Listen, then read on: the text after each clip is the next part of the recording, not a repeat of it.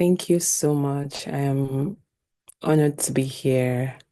I want to share my screen. Okay.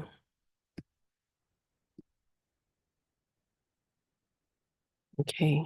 Um, okay, yeah, I'm a PhD student at the University of Kansas, and I'm presenting on my paper titled Self-Care as Resistance, Challenging the Gender of Power in African Ethics.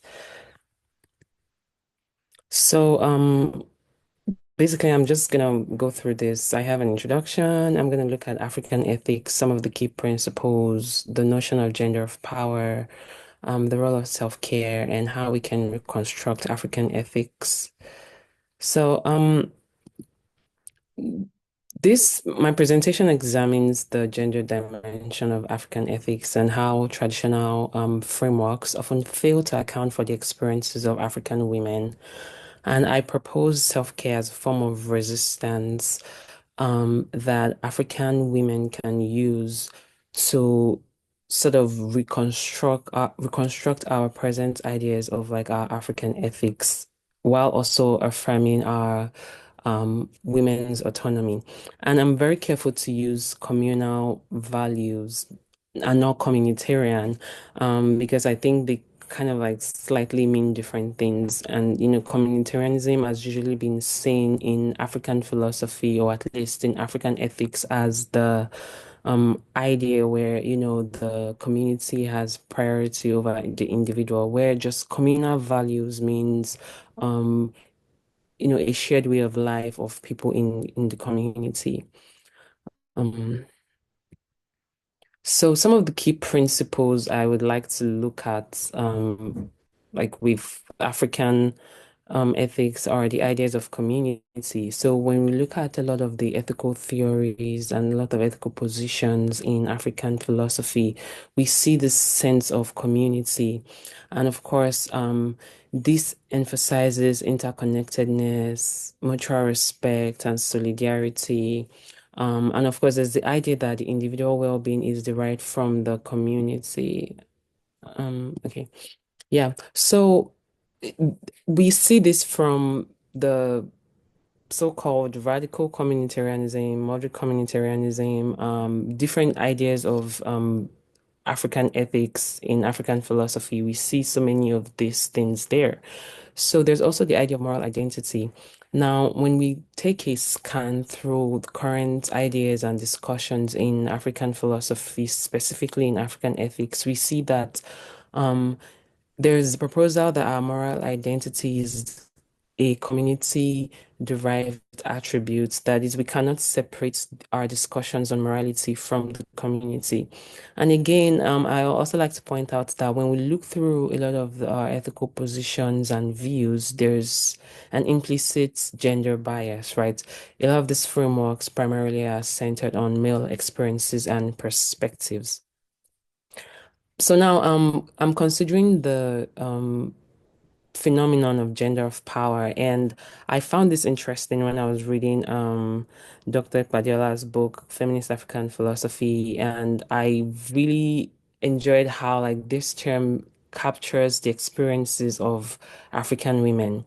And of course, like we've had like several works and presentations or articles written by Black women to say that, if we're going to talk about the subjugation and biases and oppression that women face, we cannot just talk about it broadly. We have to look at it within context because different women in different places have different experiences. And so for Dr. Padilla, she maintains that our the kinds of oppressions that African women face is the kind that is characterized by power. So the male gender in Africa is the gender of power, right? If we are to consider how through history, if we consider through history, we'll see that men wield significant power. Um, Okay, sorry, I thought I saw. Okay, yeah. So men wield significant power, and because of this, it plays out in a lot of the experiences we see that women go through, and of course, we have several cultural examples, different cultural practices that highlight this phenomenon of gender of power. So, if we were to consider cases of polygyny, it's okay for a man to have like multiple wives, but it's when a woman does it or attempts to do that, it's really frowned upon, right? So it's like certain things that are okay for men to do and like not okay for women to do. So for example, you also have like cases of underrepresentation of women in politics, right? It seems that at least as politics has been described in Africa, it has been described as a phenomenon of there's so much you have to like be very wealthy, you have to be powerful, and all of these things. By the time we look at the undertone, it's because the male gender is often being termed as the powerful gender, and so women have often been excluded from these spaces. So, what are the popular ethical theories in African philosophy and specifically in African ethics? In my paper, I consider three. I consider She's a moderate communitarianism as realist perspectivism, and I consider Med's relational ethical theory.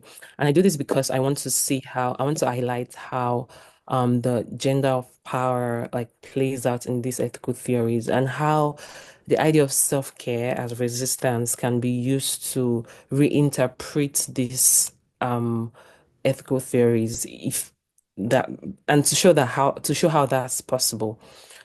So, beginning with moderate communitarianism, this view is popularly associated with Kwame Gyekye, and of course, it contrasts itself with early communitarian views that has been charged with placing the community as having priority over the individual. Now, of course, in JH's work, he referred to people like Ifeanyi Menkiti, John Mbiti as radical communitarianism and radical communitarianists, and he places his work as in contrast with their work.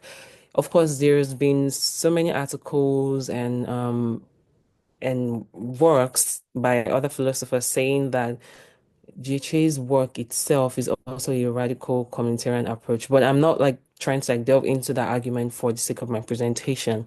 But I'm just presenting GHA's work as he presented it. So he says that no, his own view is different from the radical communitarianists because he thinks that individuals also have certain rights.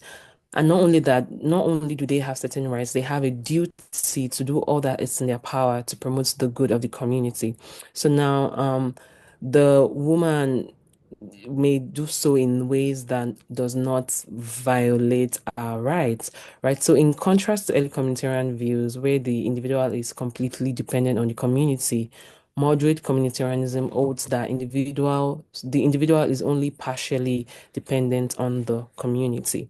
So for JHA, it means that the community, while wishes to promote the communal good, but there's still the place of individual rights and there's still the place of, the individual to promote their own well-being, but all still within the confines of moderate communitarianism. And so we can sort of see some sort of teleological account of ethics here, where it's like the end goal ultimately is still to promote the well-being of the common good. So briefly, I also look at Aze's realist perspectivism. And for Aze, this means that realist perspectivism is a perspectivism that shuns anonymity in favor of dialogue and that is not oppressive. So in Aze's work, it was trying to say that um, Ubuntu, as it's properly described, is not just mere consensus because consensus can often be oppressive, but it has to be a form of dialogue where, people interact and share opinions and share ideas. So for him, neither the individual or community is prior. And this principle enables a person to view the thoughts and ideas of others holistically, not with the intent of reaching a consensus with them, even if they're wrong. It is a dialogue that happens with an open mind. So for him, it's basically a principle of humanity where we see other people and like have conversations and listen to their own points of views, acknowledging them, even if they're different from us, and just like listening to each other and sharing thoughts with each other. And lastly, the last ethical theory I consider is Med's relational theory, which is termed as rightness as friendliness. So according to Med's, rightness as friendliness must be understood through two lenses, identity and solidarity. While Metz maintains that both concepts are distinct from one another, it sums up both concepts as constant part of his account of rightness as friendliness. So for him, identity is all about belonging, and it involves embracing a shared way of life. It is holding the view that one is necessarily a part of a we, that is, one is a part of a all. And this also echoes communitarian ideas, right? Like, okay, you as an individual, you are a part of a community. But for him also, like solidarity is about promoting the well-being of others, being empathetic with them, and this is usually represented in service to others. So for him, for us to understand this idea of rightness as friendliness, we have to look at it from these two lenses. So it has to be that people identify with one another, and then they are in solidarity with one another as well. That is, they're being empathetic towards whatever it is that the other person is going through.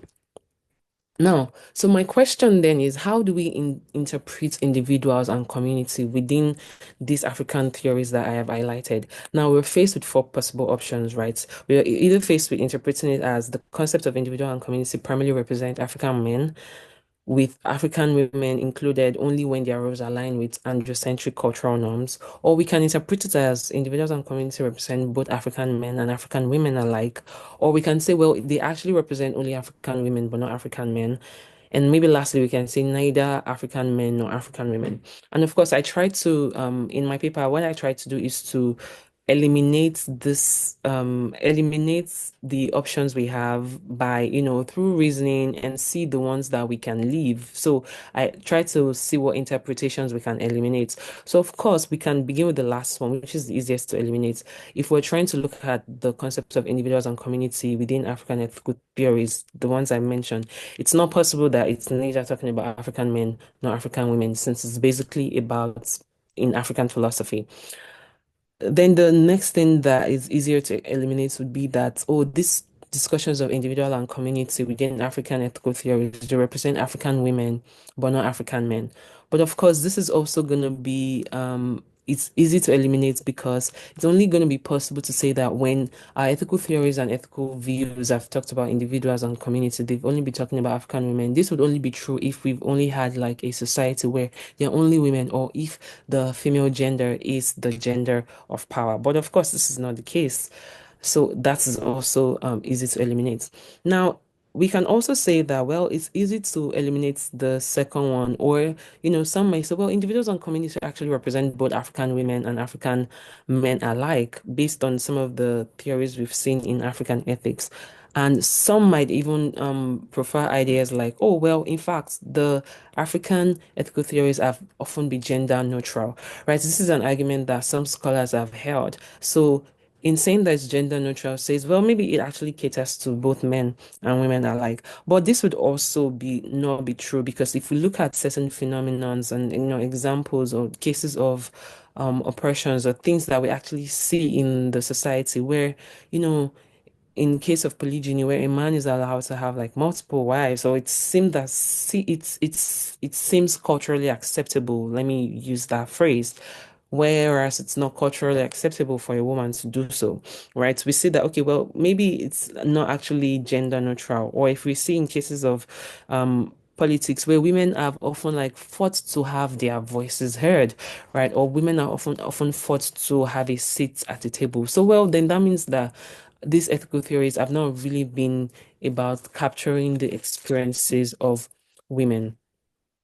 Now, and if we also look at like Med's relational ethical theory, it also seems like, okay, that could be sort of gender neutral, since his ideas are ideas on solidarity and identity, right? Like you only identify, like if people identify with one another, then maybe that means that there is no disparity between genders. But of course, this means that we would have to like overlook certain things. So, for example, in Met's work, he gave two examples. It says, in his view can account for us rejecting FGM, that is female genital mutilation, because if you're in solidarity with somebody and you feel empathy towards them, then you would not want to subject them to certain things. So of course it says that in his own view we can reject this because it's even though if people make claims of it's promoting the communal well-being, because it infringes or it harms the individual in question, then we can actually reject FGM. So in a way we can see his view trying to accommodate certain gender, um um giving room to accommodates accommodates the experiences of women. Or he also gave an example of a case where, say, a man who is married has an extramarital affair and then with his partner in contracts like HIV and then infects his wife with this HIV disease as well, virus. And then it says if there's only one cure, contrary to other ethical theories where um they would say, well, to promote the well-being of everybody or the communal good, because it's often been viewed within the confines or the within the lenses of the man. Let's give the cure to the man. Eze says, well, I mean, Met says in his own view, we should actually give the cure to the woman because the man has acted in an unfriendly manner by harming the woman. So we can see some sort of elements of gender neutrality. But if we go back to his views on identity and solidarity, because subjugation and oppression of African women a lot of times has often come from African men, it is counterintuitive to say that a gender who most often perpetuates um, oppression identifies with the party that they are oppressing. It's also, again, counterintuitive to say, well, you feel empathy for someone that you are inflicting pain on, right? The idea that you feel empathy for them means that you probably want to help them to find solutions to the problem. But if you yourself are already the problem, then it feels like maybe we can also cross out the idea that individuals and community represent both African men and women alike. So having eliminated all three options, we can then say that the concepts of individual and community primarily represent African men and only considers African women when their roles are aligned with androcentric cultural norms. So now what's the role of self-care in all of this? Now, self-care I consider as resistance and can really be reframed as resistance, and it's a political act and also encompasses the idea of communal well-being. So of course, self-care has been traditionally dismissed as Western or individualistic, but we can reframe it as a tool for resistance and empowerment. Right. Also, it's a political act, and if we when we consider influences from like Audre Lorde, I'm gonna in my next slide, I'm gonna show a brief quote by her on how she describes self-care. And we also see self-care as encompassing communal well-being. So of course, it's usually been mischaracterized as purely individualistic. But when we look at the core of what self-care has stood for, we see that it's not in isolation from communal well-being. Now, of course, when we talk about self-care, then the question is, what exactly is self-care, right? And I try to describe it. Okay. I tried to describe it and not exactly give a definition of self-care because I think we can understand self-care in different ways. So we can understand self-care as self-love. We can understand self-care as self-preservation. We can understand self-care as having like self-esteem. But of course, there's been the popular idea of self-care as, oh, you're one bubble bath away from self-care, you're one skincare routine away from caring for yourself, you're one short spray away from caring for yourself. While all these are not inherently bad, like this is not the idea of self-care when we look at it from a feminist perspective. So, and I put two quotes here that particularly really like, by Adeleye Fayemi and Audre Lorde. So, Adeleye Fayemi says, many of us are tired, burnt out, depressed, and angry, and many of us have gone through intense periods of crisis characterized by breakdown in relationships, problems with our children, betrayals of trust, bitterness, and for a moment that's thrived on the slogan, the personal is political, we have not reflected so much on much of what we do with one another, and much of what we do with one another is both personal and political. We need to go back to old feminist strategies of consciousness raising and developing women's self-esteem. Let us put soul back into the movement. So when we see a quote like this, we see that the idea of self-care itself is not just something that is individualistic or purely materialistic. Now, I love this quote from Audre Lorde, which says, caring for myself is not self-indulgence, it's self-preservation, and that is an act of political warfare. So, considering self-care as resistance, I considered briefly very recent practices by African women and how they've used self-care as resistance. But I want to quickly give a background for why someone like Audre Lorde, for example, would say self-care is an act of resistance. So Audre Lorde was writing in an essay, Burst of Light, was writing at a time when the experiences of African American women were not taken into consideration, especially in the healthcare. She was battling cancer and she had to like fight for her voice to be heard, for her concerns to be taken seriously. So for her to continuously or continually be a voice for herself and African women, it meant she had to like take care of herself. So if there isn't the personal well-being, there cannot be the communal well-being. And all of this basically underscores um how I envision or how a lot of other feminist scholars have thought of self-care. So of course you'd see a society like Umoja in Kenya, which is a women-only village founded in 1990, which has been a sanctuary for women escaping gender-based violence, child marriages, female genital mutilation. And this has been done because, in this case, the women have had to escape a community that has constantly perpetuated harm towards them. Also, we see women showing that self-care is an act of resistance through the recent protest in the Gambia against the repeal of um, anti-FGM laws. And you would think that at this age and time, we shouldn't be fighting or advocating for some of this against some of these practices, but a law that had been put in place to ban these activities, just thinking of how there was almost going to be a repeal of this law and how women had to fight for this, but they had to fight for this by coming together, by making their voices heard. Now we can imagine a case where if women were burnt out and tired and like not taking care of each other, this protest would not have been possible. And of course, I considered the feminist coalition of Nigeria and their role during the End SARS protest, which of course was not only a bias, an oppression against women, was also an oppression against men. But we saw how like a women-led movement came together to actually raise awareness and carry out activities that helped people who were oppressed. Now, so how can we reconstruct African ethics in the light of self-care? Um, Now, my proposal is that African ethical theory should engage women's experiences from a representative framework, and self-care practices can align with African communitarian values to really to address gender disparities.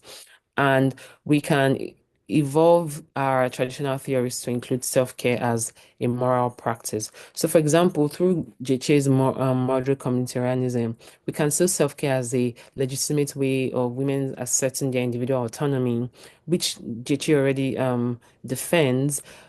But of course, it cannot be for the sole end or solely sole end of, the communal good. So for example, from a feminist perspective, self-care prioritizes the practices of to prioritize one's health, one's well-being, even if they would diverge from the traditional communal expectations, which ordinarily, when we look at GK's view, it would not be so, right? Because the sole end if you recall, is to still promote communal good. So that means the actions or things that the individual has to promote still has to be in light of what is good for the community.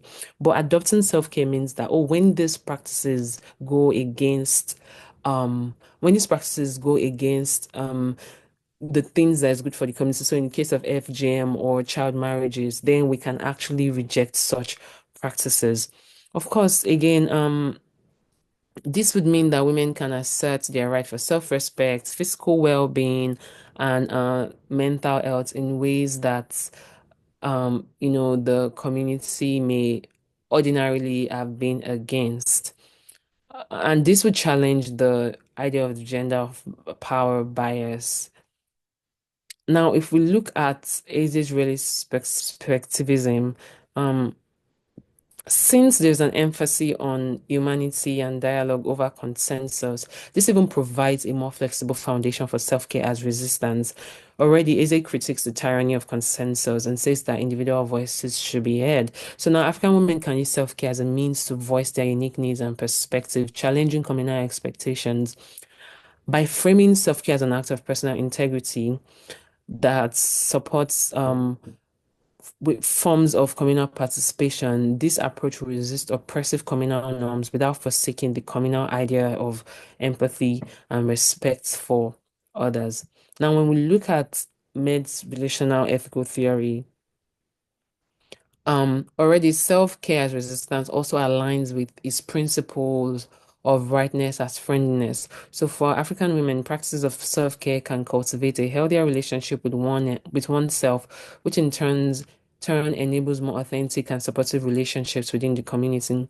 So again, for example, rejecting harmful practices or resisting exploitative caregiving roles can be reframed as actions that encourages communal harmony by respecting individual dignity.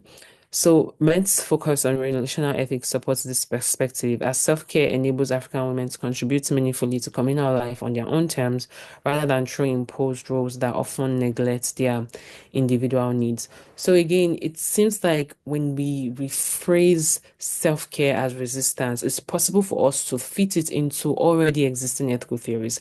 Now, my goal has not been to highlight or favor one ethical theory above the other. It's just to show what we currently have and how, if we view self-care as a form of resistance, how we can fit that into the present narrative of African ethics, present narratives in our ethical theories that can actually consider the views and perspective of women. So, in conclusion, African ethical theories, as traditionally interpreted, have often marginalized women's experiences by embodying androcentric biases that reflect the lived realities of men. So, and concepts like individual and community are usually implicitly gendered, sidelining the autonomy and dignity of African women. Self-care resistance challenges these biases, asserting women's right to prioritize their well-being within or against communal expectations. Far from opposing collective responsibility, self-care is foundational, and without attending to one's own needs, whether physical, emotional, or psychological, it becomes really difficult to participate in the work of social justice.